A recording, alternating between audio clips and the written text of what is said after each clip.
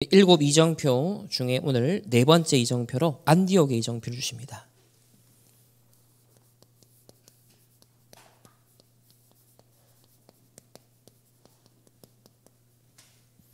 갈보리산, 감남산, 마가다락방 이정표에 이어서 오늘 네 번째죠. 자, 그러면 이 안디옥 교회는 아주 큰 전환점입니다. 자, 서론에서 먼저 렘넌트의 정체성은 세계 복음화 위에서 부름받은 파수꾼이다.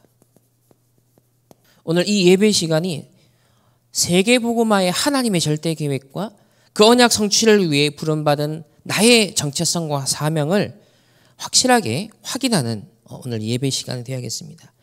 지금은 특별한 응답을 받는 시간표가 아니라 정확한 언약을 붙잡는 시간표. 정확한 언약을 각인시키면 각인된 것이 뿌리 내리고 삶의 여정을 거쳐서 결국 성취가 되어집니다. 그렇다고 할 때 항상 잊지 말아야 될 것. 우리는 7망대 세워서 7여정을 가고 그리고 7이정표를 따라 증인되는 것입니다. 그렇다면 지금 777 기도에 나와 있는 내용을 가지고서 묵상운동의 주역이 되어야 됩니다. 어차피 세계복음화는 나의 노력과 나의 계획으로 이룰 수는 없어요. 하나님의 절대 계획이기 때문에 나의 절대 불가능 속에서 절대 가능을 찾아내기 위해서는 하나님이 주신 것, 예수님이 마지막으로 가르치시고 남기신 것을 나의 것으로 딱 찾아 누려야 됩니다. 그게 777. 7망대는 무엇입니까? 보좌의 능력을 누리는 것입니다. 시공간 초월하는 보좌의 능력을 누리는 것이 7망대입니다. 그리고 7여정은 우리가 가는 모든 길이 하나님 나라를 이루는 거예요. 가는 모든 곳이 다 지역 배경되어 있고 완전 흑암 불신앙으로 탁 되어 있잖아요. 내비리마 되어 있잖아요. 완전 율법주의, 신비주의, 인본주의화 되어 있잖아요. 우리가 가는 길은 그 길이 아니라 하나님 나라 이루는 길을 가는 겁니다. 흑암에 빛을 비추는 길을 따라 가는 것입니다. 7이정표는 뭐냐? 하나님 나라의 그 일이 이루어지는, 이건 눈에 보이는 거죠.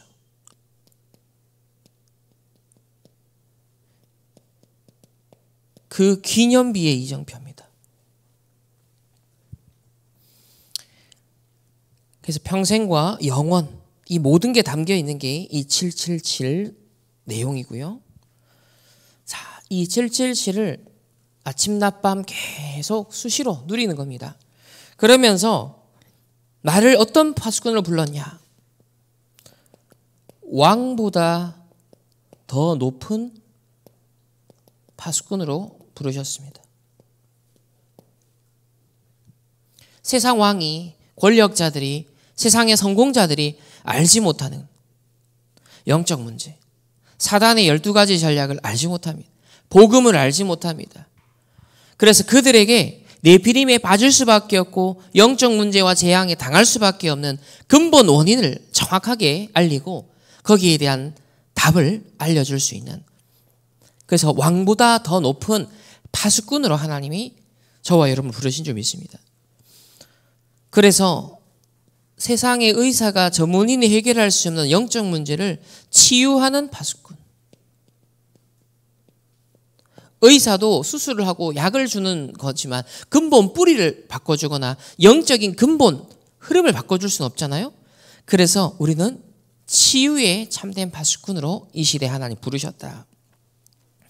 그리고 세상의 성공자들, 서밋들이 알지 못하는, 그래서 죽을 수밖에 없고 시달릴 수밖에 없는 이 서밋을 살릴 영적 서밋으로 먼저 부름받았습니다. 그래서 영적 서밋 속에서 기능 서밋, 문화 서밋. 세 번째는 언제든지 현실은 절대 불가능. Nobody nothing이에요. 그래서 하나님이 준비한 그대로의 응답을 받았고 발견하고 누릴 수 있는 영적 상태를 회복해야 됩니다.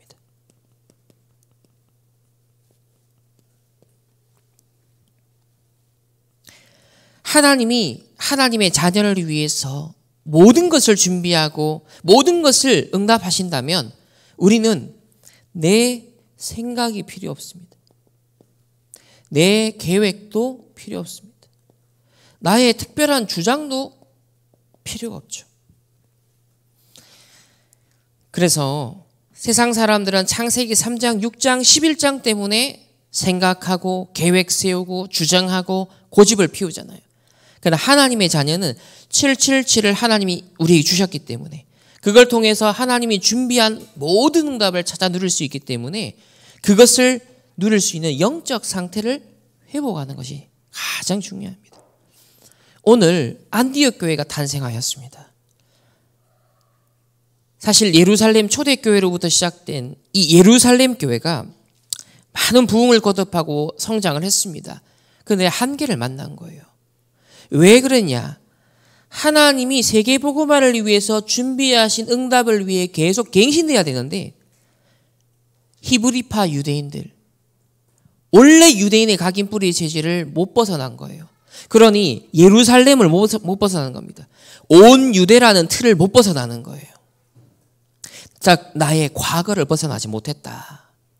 그래서 오늘 스데반의 환란을 인하여 흩어진 자들을 통하여서 안디옥 교회가 새롭게 시작된 겁니다.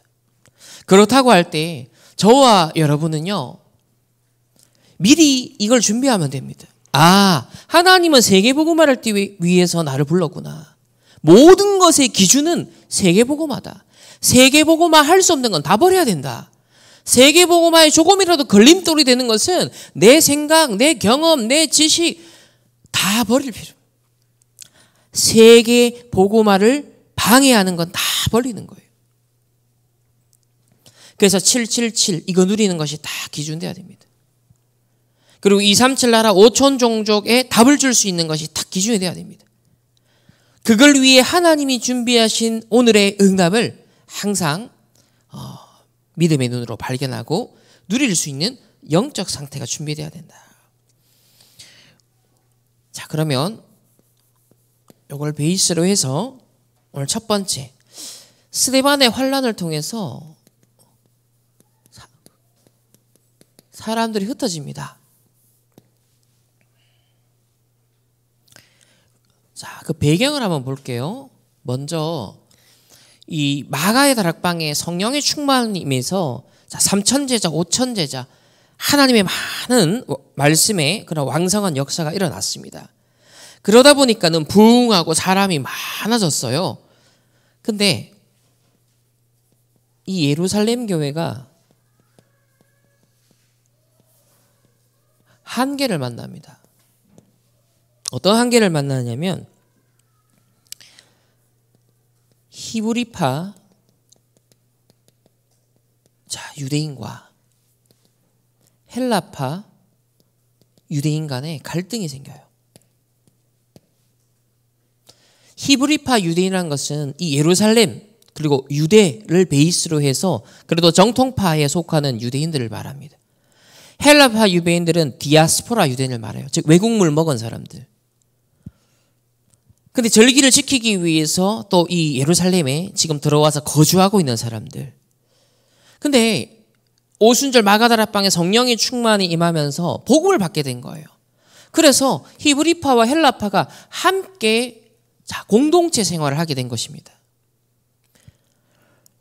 근데 시간이 지나면서 이 히브리파 유대인들에게서 어떤 부분이 드러나냐면 이 사람들은 사실 헬라파 출신의 유대인들과 별로 상종한 걸 좀 원치 않았어요. 같이 식사하는 것도 꺼려하는 것이 이 사람들의 습성이었습니다. 그래도 복음의 역사 속에 성령의 충만 속에 그런 부분이 좀 가려지고 묻혀져 있었던 거죠.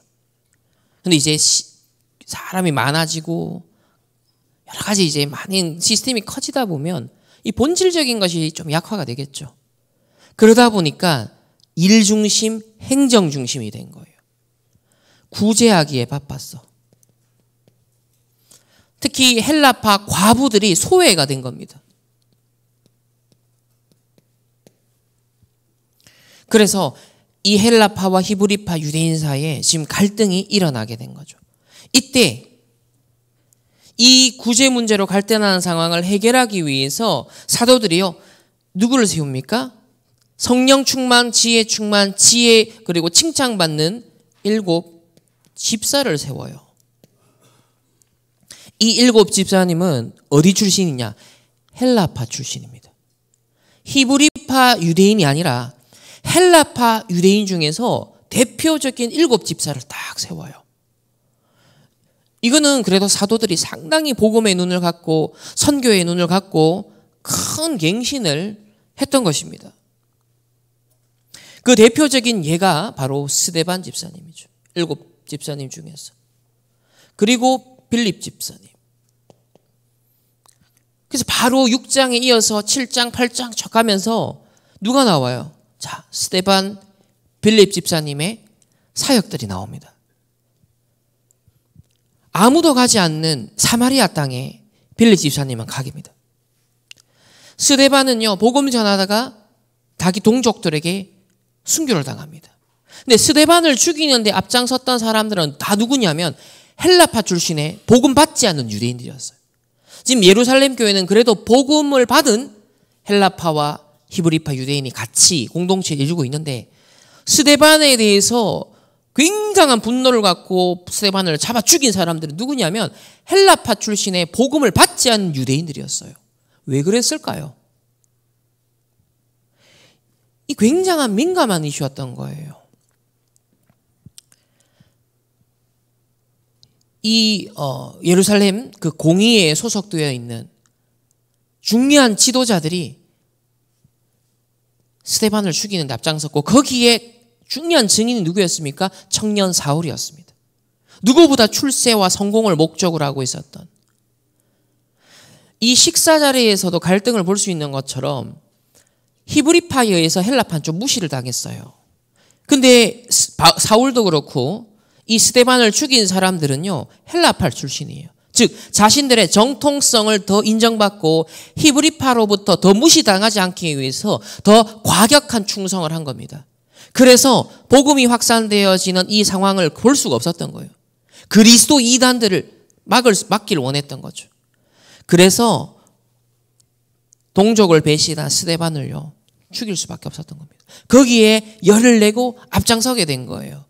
그럼으로써 뭐예요? 히브리파 유대인들에게도 당당하게 예루살렘 공의회에서 당당하게 자기네들의 주장을 하기 위해서 여기에 스데반이 희생을 당한 것이죠. 결국은요, 우리가 이 예루살렘 교회가 나중에 히브리파 유대인들이 갖고 있는 각인과 뿌리와 체질, 그 틀을 못 벗어난다는 것을 나중에 보게 되어집니다. 두 번째는요, 결국 스데반이 순교를 하게 되어지고 거기에 따른 환란으로 인하여서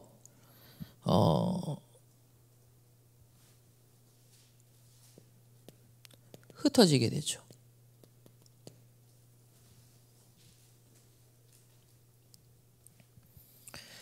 이 환란은 주로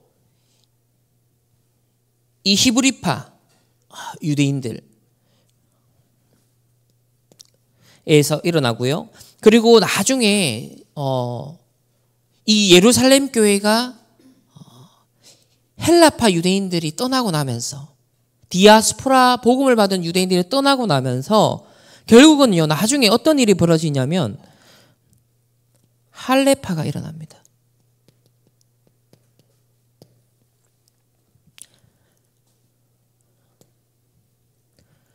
결국은 그나마 복음을 갖고 세계화할 수 있는 사람들이 있었는데 그 사람들이 전부 다 환란 때문에 빠져나가고 나니까 이 예루살렘 교회는 어떤 색깔이 강해지냐면 히브리파 색깔이 훨씬 강해져요.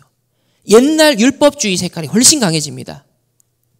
결국 어디까지 나오냐? 할례파까지 나와요. 예수를 믿어도 할례를 받아야 구원받는다까지 나와요. 굉장히 심각한 문제죠.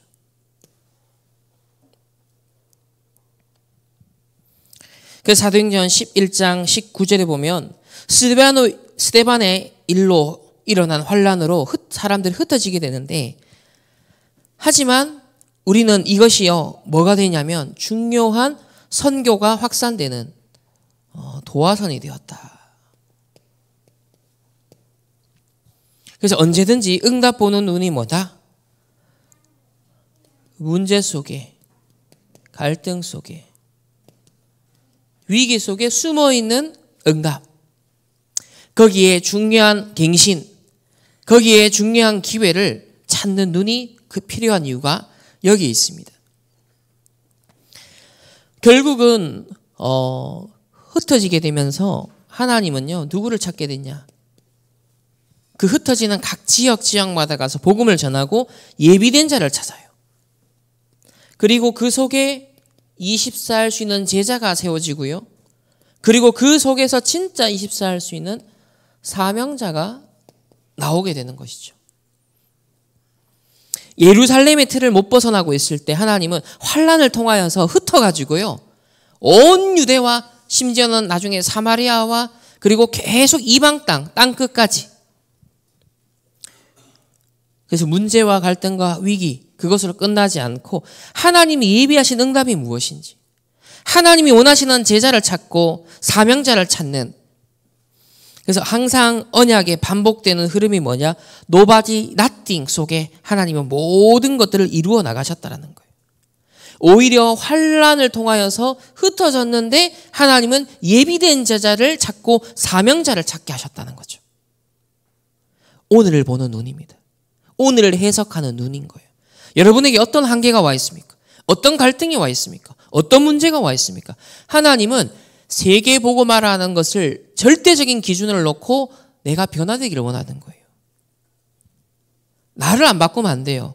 하나님은 기준은 세계복음화입니다. 세계복음화 할 만큼 내가 갱신되고 준비되는 게 하나님의 목표예요. 그걸 하지 않으면 그릇은 깨집니다. 복음은 본질적인 확장성이 있어요. 전도와 선교는 본질적인 확장성이 있는 언약이에요. 그렇기 때문에 히브리파 유대인의 그릇 갖고는 지금 세계복음화가 안 되는 겁니다. 그럼 저와 여러분이 주는 메시지가 굉장히 크죠. 세계복음화의 걸림돌이 되는 걸 하나님은 나에게 갱신시키는 겁니다.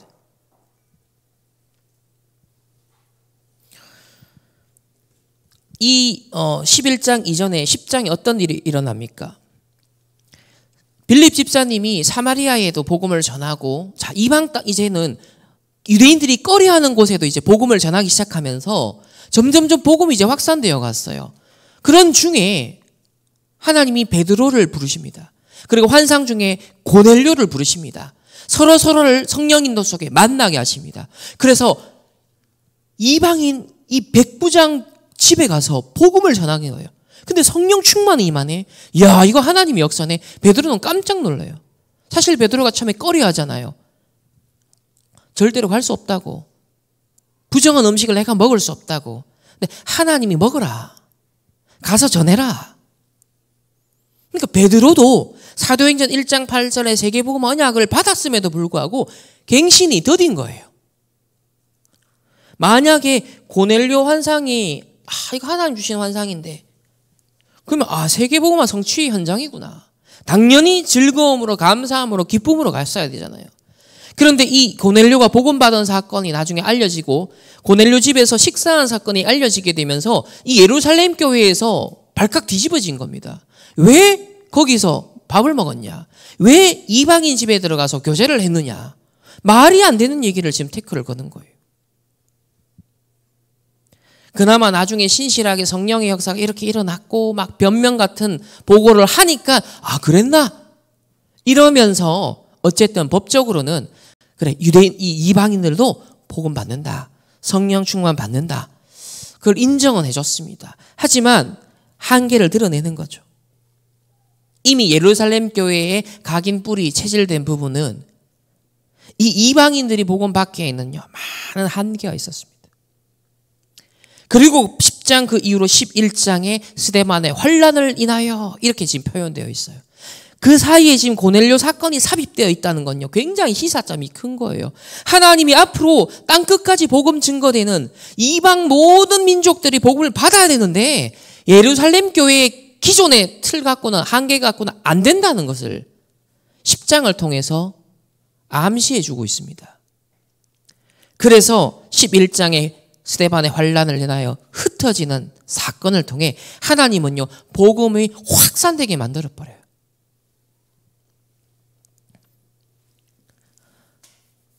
이렇게 하여서 이 안디옥 교회가 탄생합니다. 새로운 시작. 언제든지 저와 여러분 이 갱신이 필요합니다. 안디옥 교회와 같은 하나님, 오늘이 나에게 새로운 시작이 되게 하옵소서. 오늘이 나에게 안디옥 교회와 같은 그 이정표가 되게 하옵소서. 여러분, 예루살렘 교회가 초반에 쓰임 받았잖아요. 그러나 세계 복음을 하기에는 한계가 있었습니다.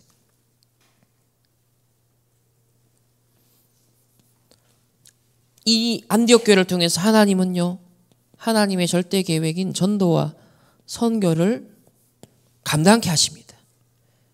사도행전 11장 19절에서 20절, 오늘 읽은 본문의 내용이 나옵니다. 19절에 스데반의 일로 일어난 환란으로 흩어진 자들이 어디 갑니까? 구브로, 베니게, 안디옥까지. 근데 처음에는 유대인에게만 말씀을 전했어요.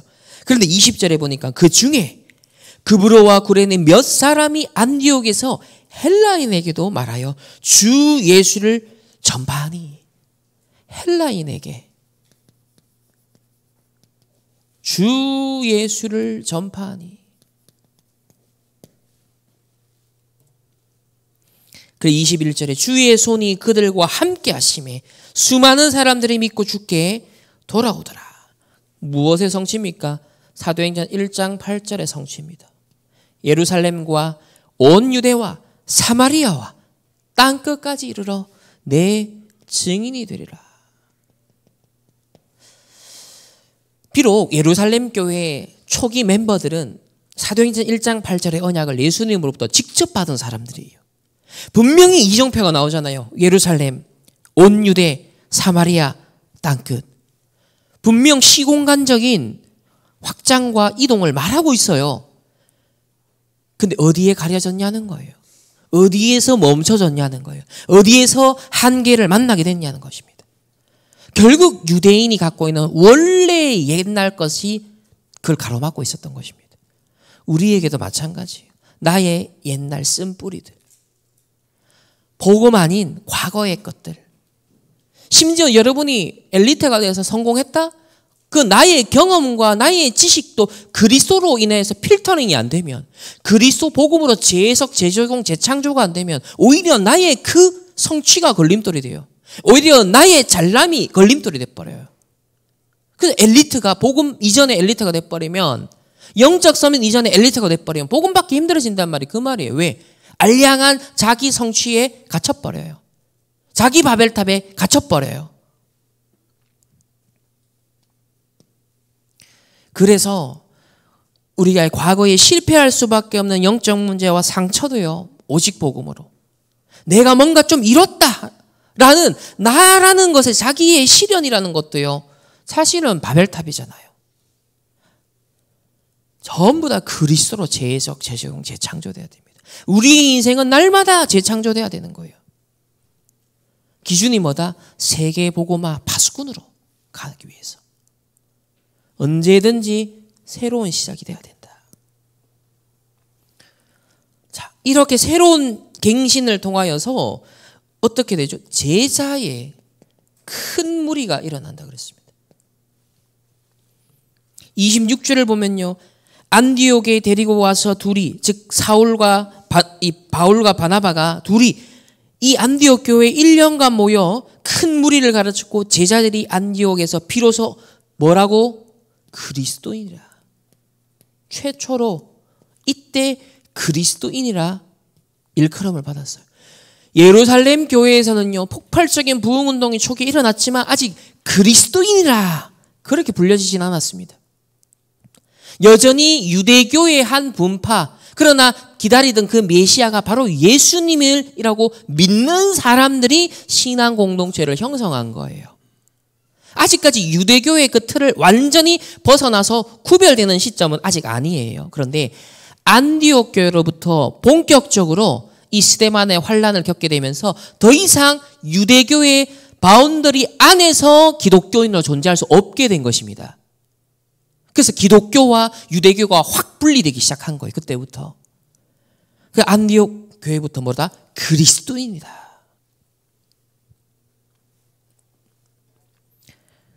그렇다고 할 때 저와 여러분이 정말 그리스도인, 순수한 그리스도인,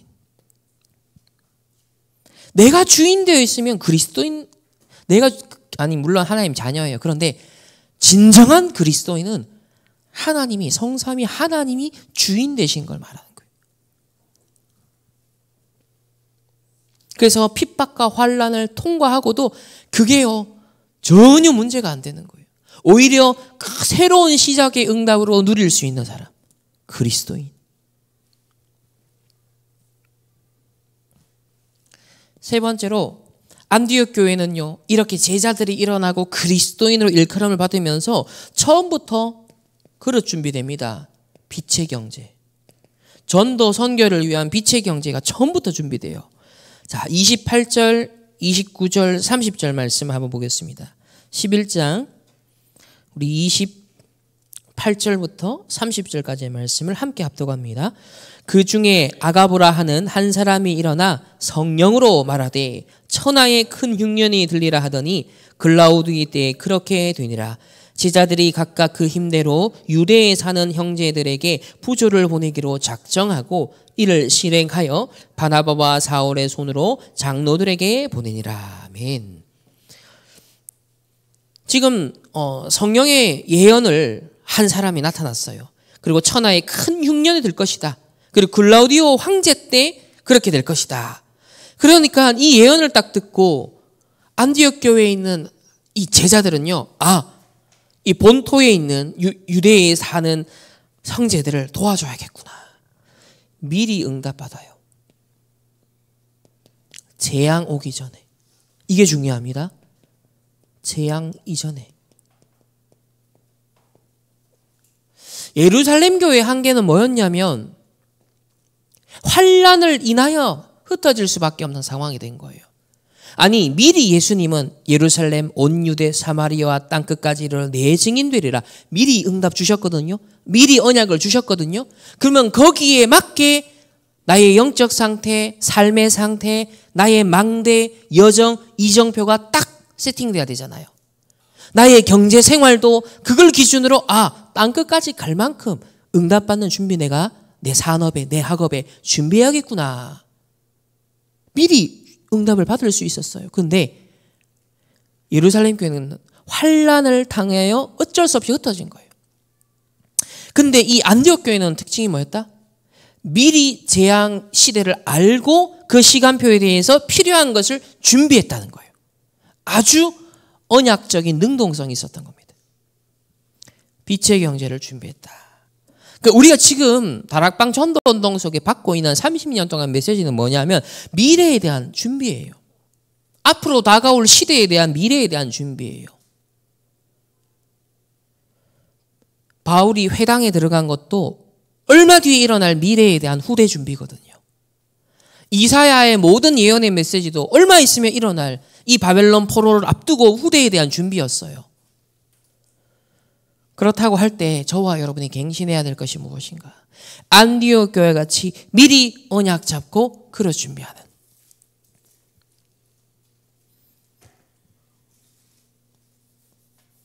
자, 세 번째는요.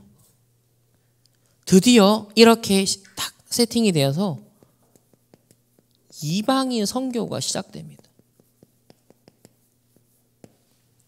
저 캄캄한 네피림화되어 있는 완전 우상에 찌들어 있는 영적 문제를 고통받고 있는 그 이방 땅에 그리스도 복음의 빛이 환하게 비춰지기 시작합니다. 구약에도 선교의 흔적은 있어요. 가장 대표적인 예가 요나입니다. 하나님이 불러서 저 아수르 제국에 가서 미리 복음 전해라. 저 이방 땅에도 복음 받을 자들이 있다. 그 요나가 어떻게 했어요? 싫습니다. 돈을 주고서 배삭을 주면서 다른 길을 가요. 하나님과 반대되는 길을 가요. 그러면서 모든 걸 다 잃어버리죠. 다 손해보면서도. 그래서 억지로 끌려 한번 선교합니다. 근데 지속 선교가 안 되죠. 어떻게 됩니까? 결국 아수르에 의해서 북이스라엘이 먼저 멸망하잖아요. 요나 뒤 얼마 안 된 시점입니다. 그게. 그러니까 요나를 하나님이 미리 보낸 건요. 니느웨에 가서 복음 전해라. 그러면 그곳이 강대국이 복음 받고 나면 선교의 기지가 될 텐데 지속 선교를 했으면 그 언약을 놓치니까 억지 선교로 끝나버리니까 후대에게 언약 전달이 안 돼버리니까 불과 얼마 지나지 않아서 북이스라엘은 아수르에 완전 짓밟히게 됩니다. 여러분 선교는 굉장히 중요한 거예요. 미래 재앙을 미리 막는 것이다.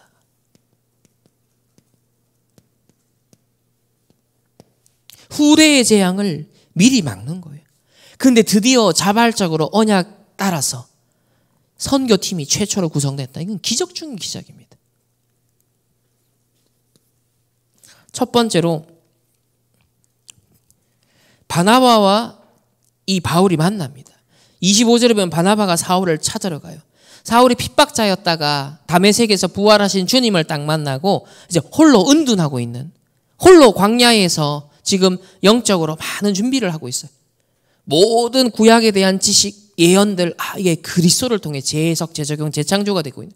바울은 배운 지식이 많아요. 그 모든 과거의 지식들이요, 자기의 성공을 위해서, 야망을 위해서 쓰였던 것들인데 그게 전부 다 그리스도 안에서 재창조되는 시간이 있었어요.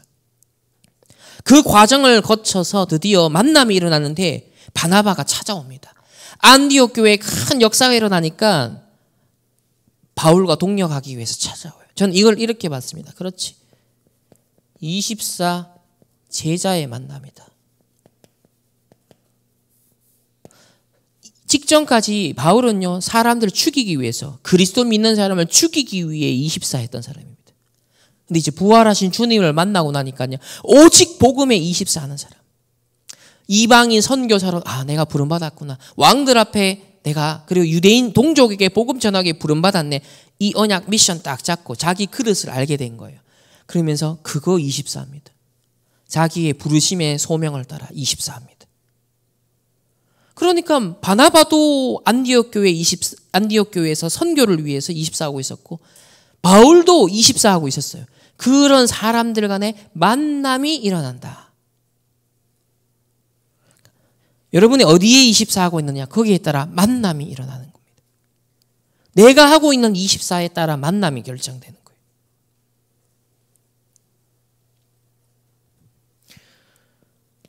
두 번째는요, 25 선교 경제가 이미 딱 준비되어 있었죠. 벌써 예루살렘 본토교회를 도울 수 있을 만큼 성숙한 제자들이 다 시스템이 되어 있었습니다. 그러니 바울 선교팀이 최초로 나갈 때 어떻게 했겠습니까? 당연히 300% 지원입니다. 선교 경제가 딱 준비되어 있었고. 세 번째는요, 드디어 준비된 시간표 속에 영원한 이정표를 남기게 되는 최초의 선교팀이 파송을 받습니다.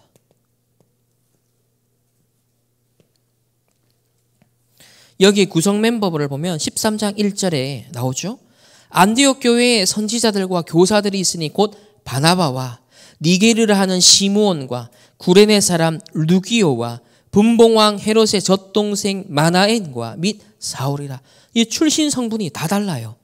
다 다릅니다. 유대인, 그리고 지금 헬라, 이런 이방 족속의 배경을 갖고 있는 그런 사람들 뒤섞여 있습니다. 그야말로 완전 세계복음화를 위한 어벤져스 팀이 형성이 된 것이죠. 이렇게 하여서 하나님은 예루살렘 교회로선 다 할 수 없었던 세계복음화. 그러나 반드시 하나님은 성취하시는 세계복음화. 여기에 파수꾼으로 안디옥 교회를 부르시고 실제로 이방 땅에 이 복음을 전달할 파수꾼들로 바울과 바나바 그 선교팀을 부르셔서 파송하셨습니다. 오늘 저와 여러분을 세계복음화 237 나라 5천 종족 살릴 파수꾼으로 하나님이 우리를 부르셨습니다. 지금 전 세계 교회가 또 한국 교회가 놓치고 있는 부분.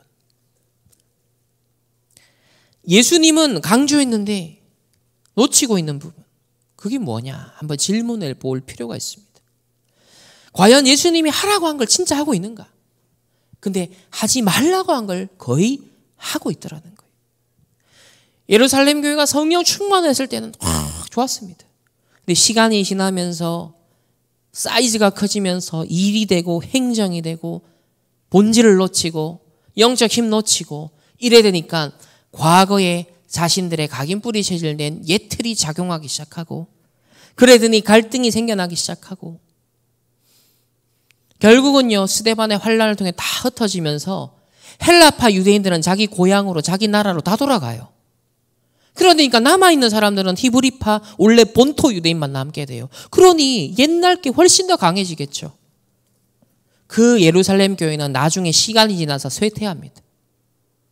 예루살렘이 멸망할 때 겨우 하나님이 피신은 시키지만 사실상 예루살렘 교회는요 역사의 뒤안길로 물러나기 시작합니다. 우리에게요 하나님은 중요한 이 시대에 지금 전환점을 주고 계시는 거예요. 예루살렘 교회의 틀로 끝날 거냐? 아니면 진짜 안디옥 교회와 같이 새로운 시작할 수 있는 그런 중요한 전환점을 찾아서 누릴 것이냐? 지금 우리 단체에 와 있는 문제와 갈등과 위기도 마찬가지예요. 하나님이요 왜 우리에게 이런 시간표를 허락하시냐? 딴 거 없습니다. 사람의 잘잘못을 따지는 게 아니에요. 하나님은 우리에게 갱신하라는 거예요. 무슨 갱신? 전도, 선교, 세계복음화 할 수 있는 확실한 전환점으로 만들어라. 이때까지 우리가 그냥 은혜만 받고 아 좋다 한 귀로 듣고 흘려버렸던 그 언약을 붙잡으라는 거예요. 그 언약을 붙잡고 진짜 300% 준비하라는 거 아니겠습니까?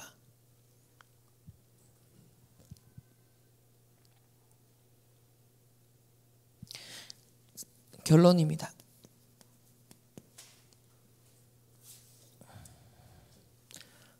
그래서 어제 강조하신 것이 서밋 집중 타임을 가져라.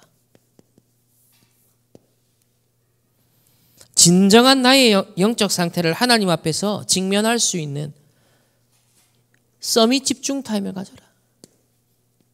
가장 중요한 것은 나의 영적 상태를 발견하고 내가 어디에 있는지 말씀과 기도, 전도의 성취의 흐름이 세계복음화의 성취의 흐름이 쫙 펼쳐져 가는데 하나님의 구속사는 지금도 흘러가고 있는데 나는 어디쯤 있는가? 하나님의 관심사와 나의 관심사는 어느 정도 일치하는가? 한번 점검해 볼 필요가 있죠. 우리는 여지없이 예루살렘 교회 같이 창세기 3장, 6장, 11장 이 옛 각인 뿌리 체질 이게 함정, 틀, 올무가 되어 있어요.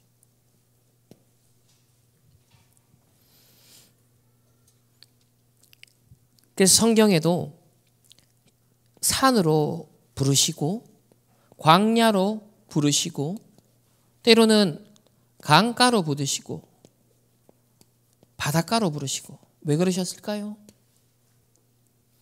회복하라는 겁니다. 엘리야가 완전 한계를 만났을 때 하나님은 호렙산으로 부르셔서 미션을 새롭게 주시잖아요. 광야의 그 어려운 시기를 고난의 시기를 거치면서 하나님은 가나안 정복할 수 있는 모든 준비를 하시잖아요. 바벨론의 포로가 되어 갔을 때 그 그발 강가에서 하나님은요 중요한 하나님의 계시의 환상의 미래를 딱 보게 하시잖아요. 제자들이 힘 다 빠져서 다 예수님이 떠나가고 도망갔을 때 예수님이 찾아오십니다. 우리가 하나님을 만나는 시간, 예수님을 만나는 시간, 그리고 그분과 교제하는 시간이 필요한 겁니다. 영적인 상태를 회복시키는 시간이 필요한 거예요.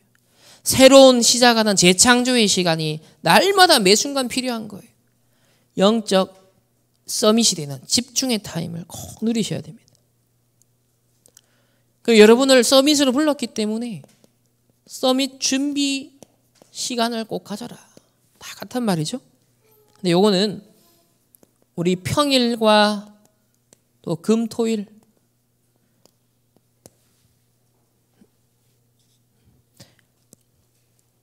첫 번째로 항상 영적 서밋 우선순위를 지켜라.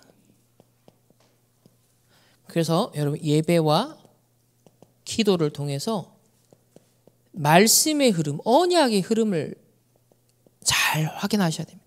그리고 기도 응답의 흐름, 전도와 선교의 흐름을 보는 것이 정확한 언약을 잡는 거예요. 흐름을 통하여서 중요한 하나님이 역사하시는 증거들을 탁 붙잡아야 됩니다.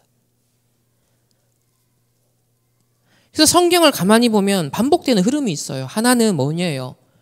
창세기 3장을 따라 계속 나 중심, 물질 중심, 성공 중심, 네피림 중심으로 가는 실패하는 자들의 흐름이 있습니다.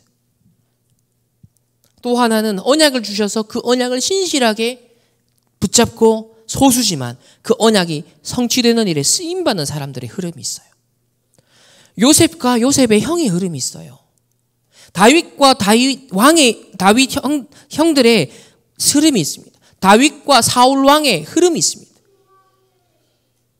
이렇게 시대마다 언약에 쓰임받은 자, 실패한 자, 이 흐름을 딱 보면서 우리는 하나님이 역사하시는 그 흐름을 딱 붙잡는 것. 이게 중요합니다. 그 속에 내가 있어야 됩니다. 두 번째는요. 300% 준비하라. 하나님은 렘넌트도 기성세도 마찬가지입니다. 나에 대한 100%를 준비해 놨겠죠. 하나님이 세계복음을 위해 모든 것을 준비했다 그랬어요. 나에 대한 100%를 찾아라. 그리고 나의 나의 현장이죠. 거기에 대한 100%를 준비해 놨습니다. 그리고 미래에 대해서 하나님은 100% 준비해 놨어요. 세계복음화를 위해서 나와 업과 미래를 하나님은 300% 준비하셨기 때문에 그것을 찾아내는 집중을 하셔야 됩니다. 서밋 집중 타임. 하나님이 주신 것으로 응답받지 못하면 결국은요, 내가 뭔가를 해서 내가 성취를 해야 되고 내 계획이 필요해져요. 그러나 하나님이 모든 걸 준비한 걸 알면요, 말씀 따라 기도 응답 따라 전도 선교의 흐름을 따라 그 언약의 흐름 속에 내가 그때그때 뭐 해야 될지 알게 하시거든요. 그때그때 뭘 갱신해야 하는지 알게 하시거든요. 여러분 그거를 눈여겨보셔야 됩니다. 그래서 예배와 기도가 중요한 게 그 흐름을 발견하는 거예요.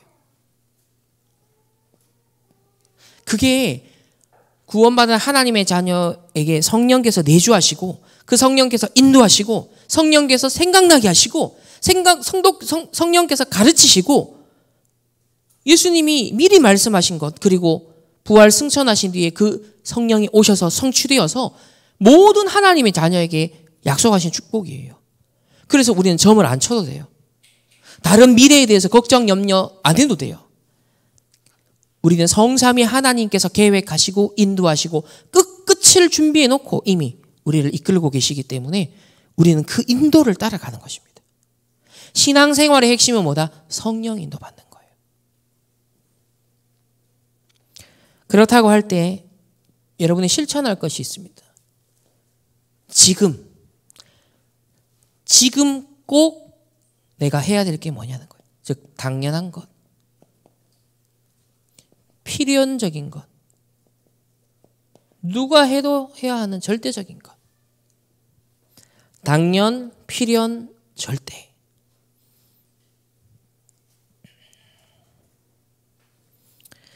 이것만 여러분 질문하고 분별한다면 안디옥 교회 이 이정표 세계복음하는 파수꾼으로 여러분은 끝까지 쓰임을 받게 될 것입니다. 이번 한 주간 우리에게 안디옥 교회와 같은 새로운 시작의 응답이 있기를 주님의 이름으로 축복합니다. 하나님 감사합니다. 스데반의 환난을 인하여서 흩어지는 와중에 새로운 시작을 하였던 안디옥 교회처럼 언제든지 문제, 갈등, 위기 속에 하나님의 원하는 새로운 시작의 전환점을 찾아 누리는 안디옥 교회의 응답 누리는 우리 모든 렘넌트들, 주의 백성들 되게 하옵소서. 세계복음화의 파수꾼의 언약적 기준을 가지고 모든 것을 바라보고 인도받으며 갱신하게 하옵소서. 또 이번 한 주간 서밋 집중 타임을 누리면서 영적 서밋의 우선순위를 찾아 누리게 하시고 하나님이 준비하신 300%를 찾아 누리며 도전케 하시며 당년 필연 절대를 찾아서 인도받게 하옵소서. 또 하나님 앞에 귀한 예물을 드렸습니다. 안디옥 교회가 재앙시대를 미리 보고 빛의 경제, 선교 경제의 그릇을 준비하였던 것처럼 하나님 237 나라 5천 종조 또 각종 후유증 시대에 237 지유 서밋 할 수 있는 세계 복음화할 수 있는 빛의 경제의 응답 누리는 하나님의 사람들 렘넌트들 될 수 있도록 하나님 축복하여 주옵소서. 지금은 우리 주 예수 그리스도의 은혜와 하나님의 무한한 사랑하심과 성령 하나님의 내주인도 역사하심이 안디옥 교회의 이정표를 따라 세계 복음화의 파수꾼의 언약을 붙잡고 새로운 시작하길 원하는 모든 렘넌트들 주의 백성들 개인과 만남과 가정과 업과 흩어지는 모든 현장 위에 이제로부터 영원토록 항상 함께 계실지어다. 아멘.